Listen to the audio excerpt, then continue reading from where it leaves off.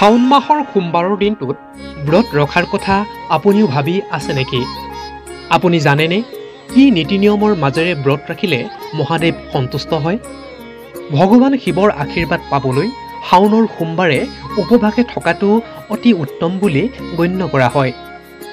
শাওনৰ সোমবাৰৰ ব্ৰতৰ সম্পূৰ্ণ সুফল পাবলৈ হ'লে আপুনি কিছুমান নীতি নিয়ম মানি চলিব লাগিব।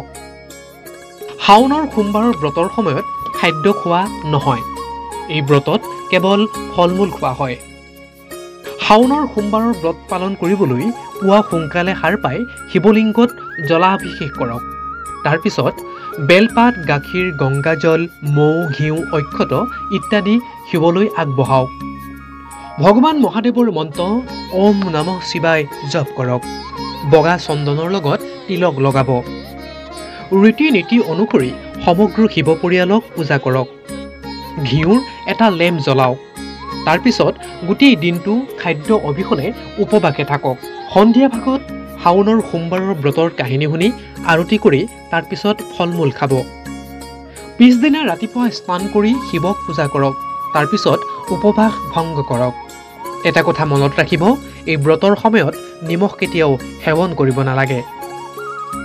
নিউজ ডেস্ক ৰিপৰ্ট, ৰেডছ টাইম।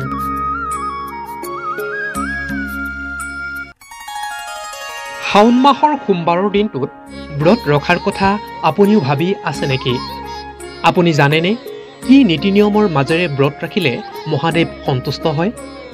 ভগৱান শিৱৰ আশীৰ্বাদ পাবলৈ শাওনৰ সোমবাৰে উপবাসে থকাটো অতি উত্তম বুলি গণ্য কৰা হয়। শাওনৰ সোমবাৰৰ ব্ৰতৰ সম্পূৰ্ণ সুফল পাবলৈ হ'লে আপুনি কিছুমান নীতি নিয়ম মানি চলিব লাগিব। শাওনৰ সোমবাৰৰ ব্ৰতৰ সময়ত খাদ্য খোৱা নহয়। এই ব্ৰতত কেৱল ফল-মূল খোৱা হয়।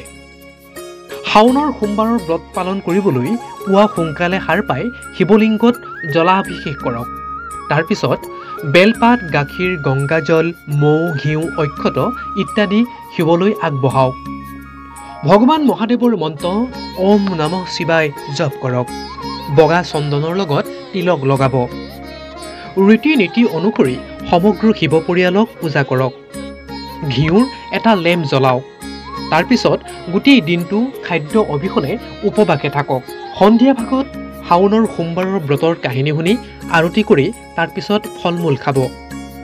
পিছদিনা ৰাতিপুৱা স্নান কৰি শিৱক পূজা কৰক। তাৰ পিছত উপবাস ভংগ কৰক। এটা কথা মনত ৰাখিব, এই ব্ৰতৰ সময়ত নিমখ কেতিয়াও সেৱন কৰিব নালাগে। নিউজ ডেস্ক ৰিপৰ্ট, ৰেডছ টাইম।